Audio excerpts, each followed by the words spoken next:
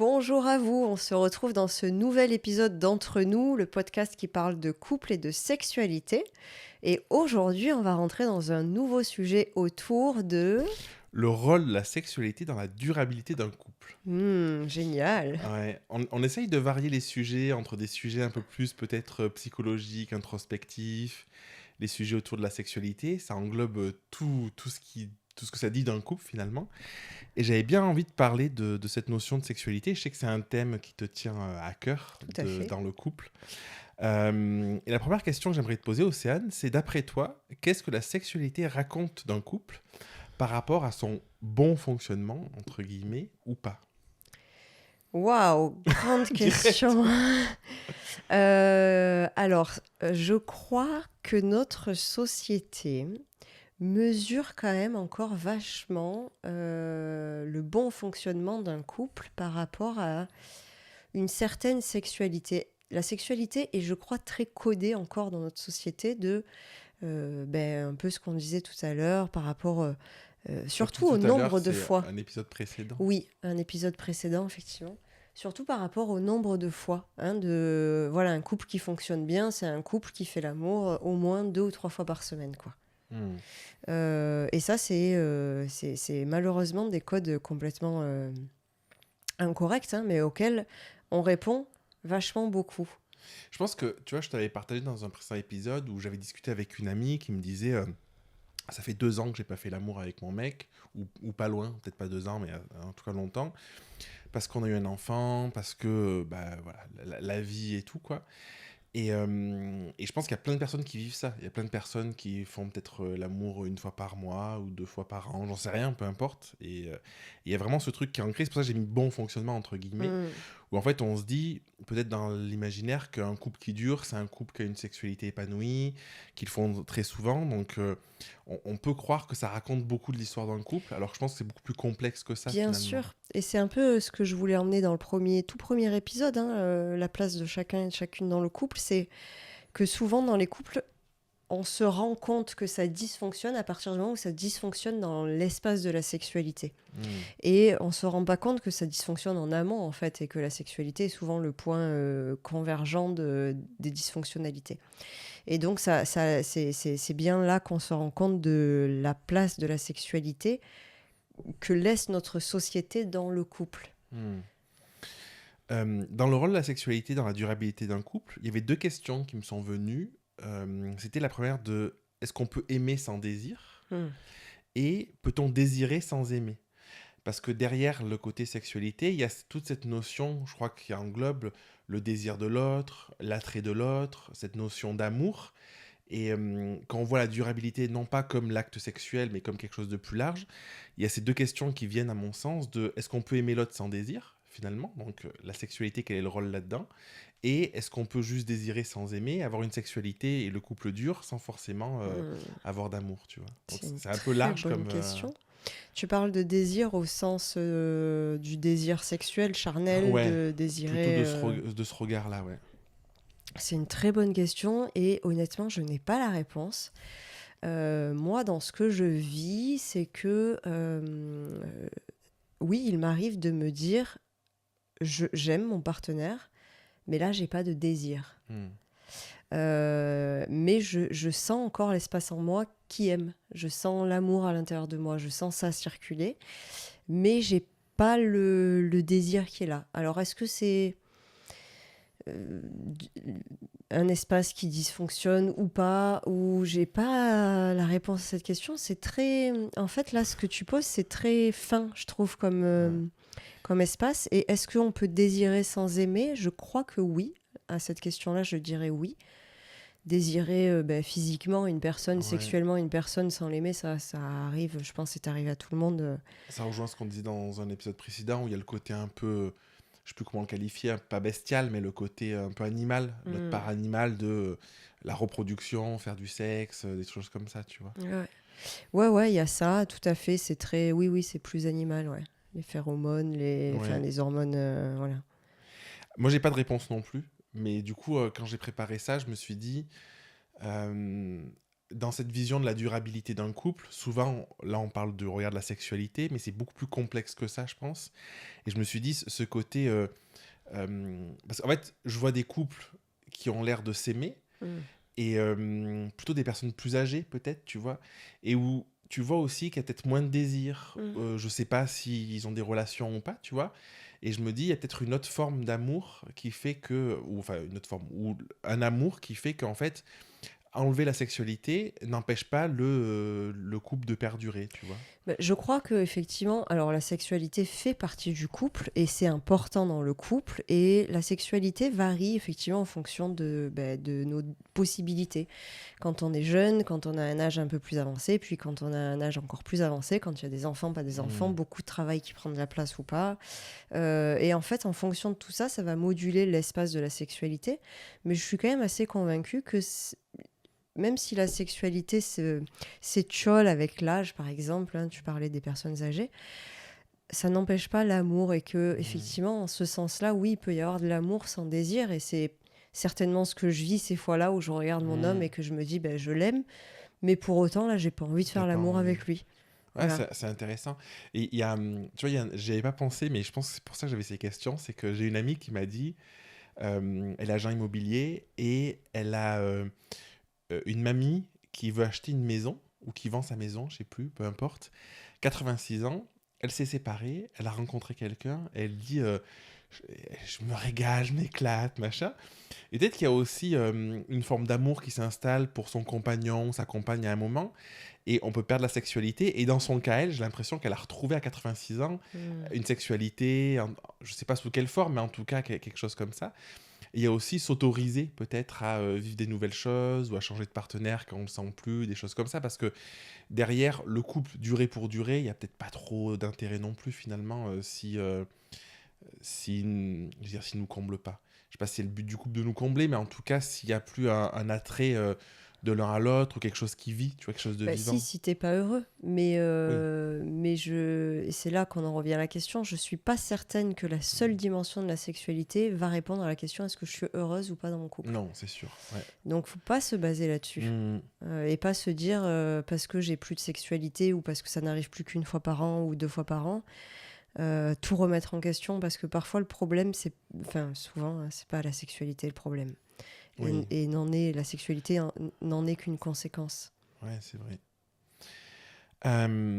D'après toi, comment on peut arriver à maintenir une sexualité qui est épanouissante Ben justement, avec les années? j'allais y venir en ce que tu disais là, cette fameuse personne de Ça, 86 ça ans. m'a fait rire qu'elle m'a raconté Eh ça. oui, C'est ouf, je trouve. c'est c'est toujours la limite un peu subtile de sentir est-ce que je n'ai plus rien à prendre dans mon couple parce que je suis arrivée au bout de mon couple et que vraiment, même si je bouge encore, que je me décale encore, la personne d'en face, elle suit pas, donc ça sert à rien. C'est plus la bonne personne, quoi. Voilà, c'est que Ouais. c'est plus la bonne personne. Ou est-ce que c'est parce que c'est moi qui arrête d'être en mouvement finalement et qui arrête Hmm. d'avoir ce nouveau regard, de redécouvrir mon partenaire, de redécouvrir son corps, de redécouvrir des ah tiens peut-être que parce que ça aussi c'est pareil en vieillissant, en grandissant, j'allais dire parce qu'on grandit, on ne vieillit pas, n'est-ce pas?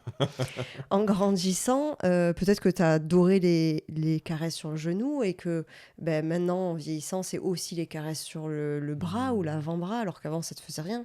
Et tout ça, en fait, notre corps, il est en mouvement. On est des êtres en mouvement. Donc tout ça, ça se découvre au fil des jours, au fil des... Et donc, je dirais que c'est là-dessus, comment entretenir... euh, je ne sais plus comment exactement était formulée La ta question, durabilité du couple dans le temps. mais c'est ça, c'est oser se redécouvrir continuellement de tiens, est-ce que là c'est toujours comme avant, t'aimes toujours pas cette caresse, est-ce que t'aimes toujours pas cette position, est-ce que t'as envie qu'on essaye ça ou t'as toujours pas envie qu'on essaye ça C'est hyper intéressant parce que tu vois, je pense à une discussion que j'ai eue avec des personnes plus grandes, du coup, plus âgées, Eh oui.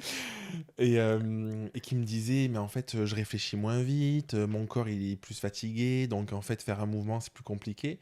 Et je pense qu'il y a une notion aussi, peut-être qu'on s'en rend moins compte nous aujourd'hui avec nos âges, mais dans la durabilité long terme, qui est un réapprentissage, un rééquilibre, une acceptation aussi peut-être que on est peut-être moins actif, on cogite peut-être moins vite. Je ne sais pas ce qui se passe, mais en tout cas, il y a des choses qui peuvent se passer, quoi. Et puis même dans le corps physique, en t'entendant, hein, parce que notre corps physique n'est pas le même. La sexualité Ouais. qu'on a à 20 ans, où on peut faire des parties de jambes en l'air très acrobatiques, c'est pas forcément ce qu'on peut s'offrir à 80 ans. Et j'ai envie de dire finalement tant mieux, parce que c'est là qu'on arrive dans une sexualité plus sage. Et je me rends compte vachement avec ce qu'on disait dans un épisode précédent, le fait de sortir de la pénétration aussi, de rentrer dans ce qu'on appelle le slow sex. Donc dans quelque chose de beaucoup plus introspectif, de beaucoup plus lent, qui prend le temps, qui ouvre l'espace, mais vraiment dans un rythme respectueux, dans un rythme voilà, qui est à l'écoute, va beaucoup changer. Et moi, une sexualité, c'est ce que je disais à mon partenaire, presque dans l'immobilité. J'ai lu un passage d'un livre qui s'appelle Yoga d'ailleurs, de Emmanuel Carrère, où il décrit une scène sexuelle qu'il a eue avec une de ses partenaires, où il est presque immobile. Et quand j'ai lu cette scène, je me suis dit « Ah, mais c'est trop génial, j'ai envie d'essayer, ça m'a donné tellement envie ».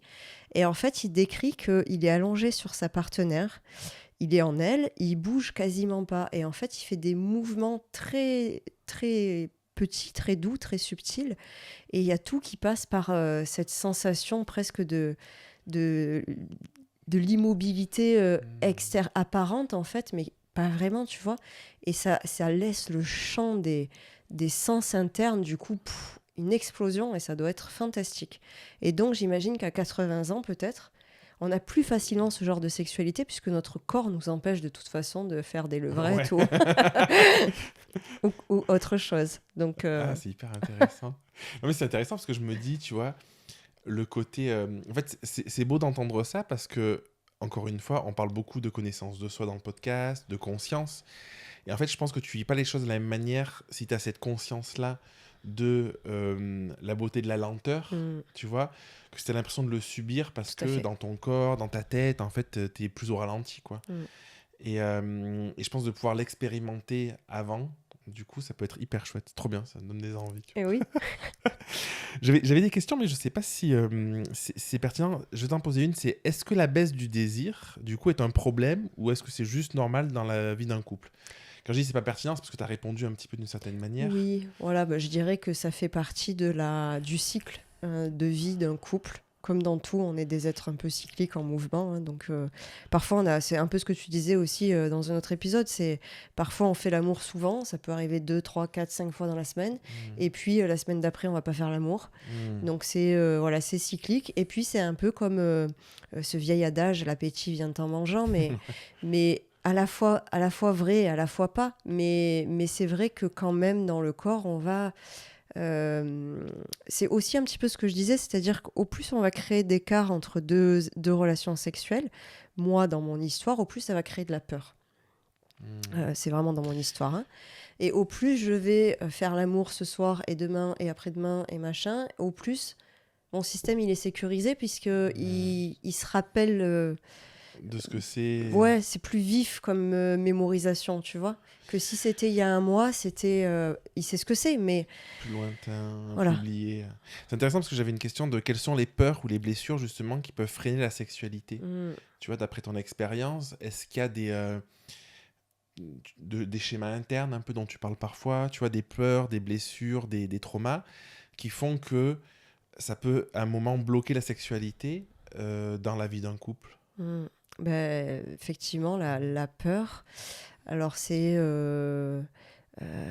typiquement, on en avait parlé aussi dans un précédent épisode, le manque de lien émotionnel qui, moi, me fait encore peur à certains endroits et fait que dans ces moments-là, j'ai pas ce désir sexuel donc, et que même les fois où on est quand même relativement connecté émotionnellement, comme je disais, l'espacement peut faire que « Ah tiens, là, je sens de la peur ». Et moi, c'est souvent à la peur que je vais répondre sur la peur qui fige. Hein, donc là, c'est difficile d'aller dans la connexion parce que la connexion peut être un danger. Et donc, c'est souvent effectivement des traumatismes, quels qu'ils soient, mais on n'est pas obligé d'être traumatisé sexuellement pour ressentir ces peurs dans le lit de la sexualité. Parfois, on a été traumatisé psychologiquement Et ça vient quand même se jouer dans le lit de la sexualité. Oui, parce qu'on peut ressentir un manque affectif qui fait que ça avait rien à voir avec le sexe, mais Ah que ben ça oui. se joue sur le côté émotionnel, comme tu dis, quoi. Ben oui, oui. D'ailleurs, je reçois aussi des personnes, et j'en avais fait moi-même état il y a quelques épisodes, de confondre des fois l'aspect affectif, donc j'ai besoin de tendresse, j'ai besoin d'attention, et d'aller le Hmm. chercher dans la sexualité parce que on confond les espaces. C'est hyper intéressant. Euh, Souvent, je parle de communication. Je pense que c'est quelque chose d'important. Moi, ça a changé beaucoup de choses dans notre couple.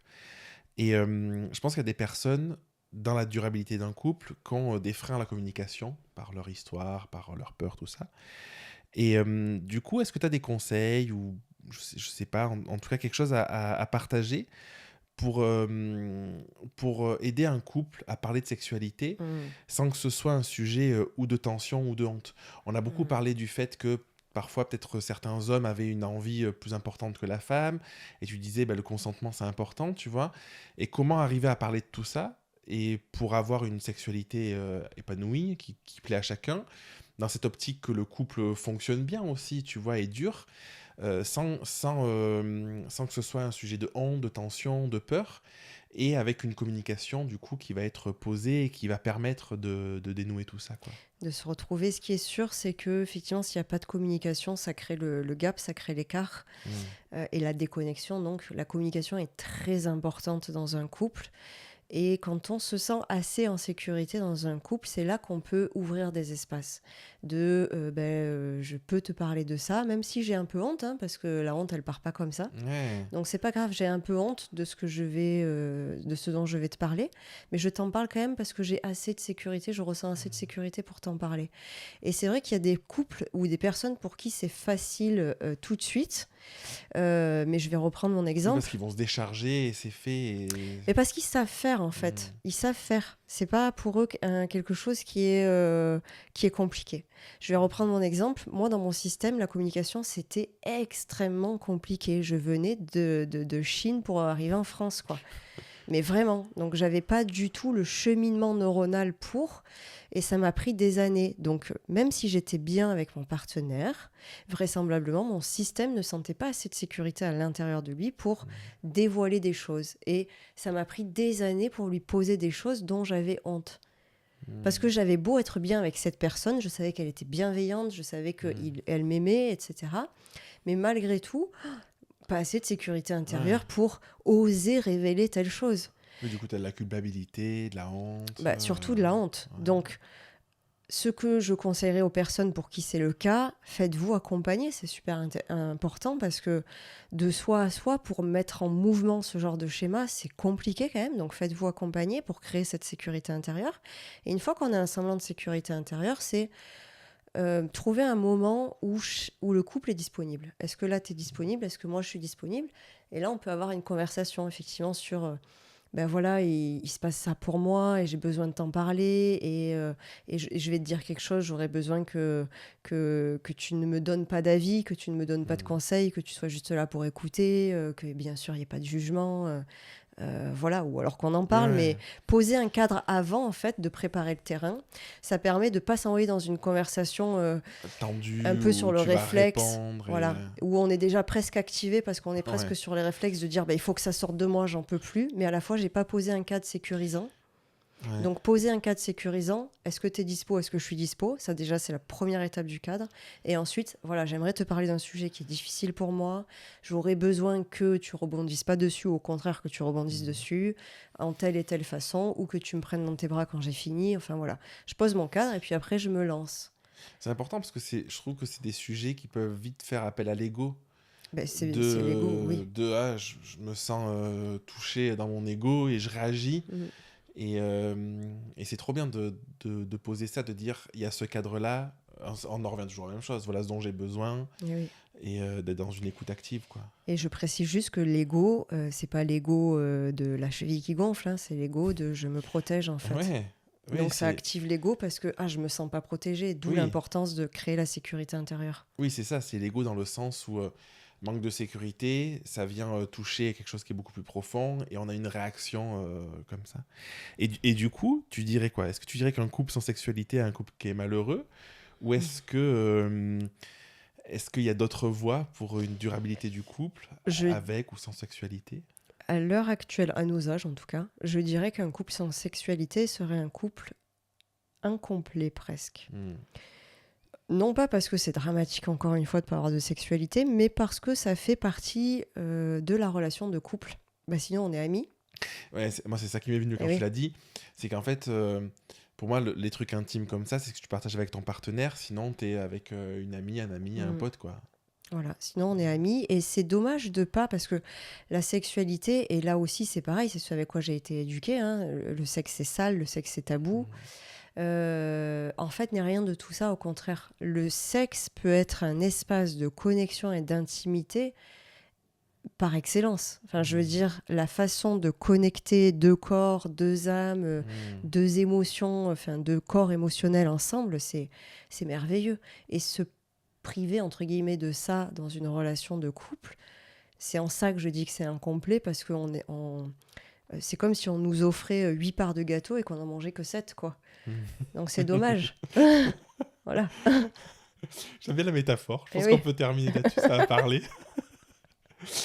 Merci Océane, c'était Merci à hyper toi intéressant de Jérémy. partager tout ça avec toi. Comme toujours, n'oubliez pas de vous abonner au podcast, de nous suivre sur YouTube ou sur la plateforme d'écoute de votre choix, votre plateforme préférée. Et si vous avez des questions, n'hésitez pas à les poser aussi en commentaire. Tout à fait. Et merci à tout le monde. À bientôt!